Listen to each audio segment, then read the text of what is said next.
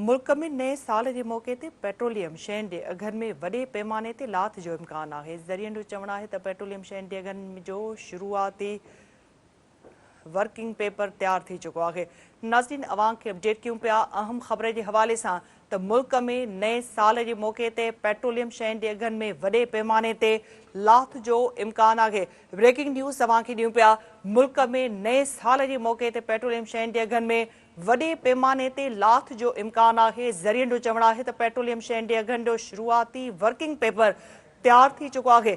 ज़रियनि मूजिब petrol की क़ीमत में 10 रुपया 60 पैसा fee litre, high speed diesel की क़ीमत में 8 रुपया 59 पैसा, गासलेट की क़ीमत में 9 रुपया ऐं लाइट डीज़ल की क़ीमत में 6 रुपया 62 पैसा फी लीटर घटिताई की तजवीज़ ॾिनी वई आहे। ज़रियनि मूजिब पेट्रोलियम शयुनि जे अघनि में घटिताई जो क़तई फ़ैसिलो नाणे वारी वज़ारत जी मंज़ूरी खां पोइ कयो वेंदो। अहम ख़बर खां अवां खे आगाही ॾियूं पिया। मुल्क में नए साल जे मौके ते पेट्रोलियम शयुनि जे अघनि में वॾे पैमाने ते लाथ जो इम्कान आहे। ज़रियनि जो चवणु आहे त पेट्रोलियम शयुनि जे अघनि जो शुरूआती वर्किंग पेपर तैयार थी चुको आहे।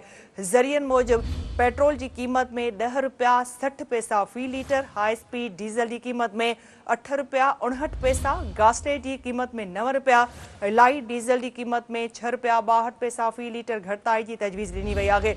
ज़रियनि मूजिब पेट्रोलियम शयुनि जे अघनि में घटिताई जो क़तई फ़ैसिलो नाणे वारी वज़ारत जी मंज़ूरीअ खां पोइ कयो वेंदो।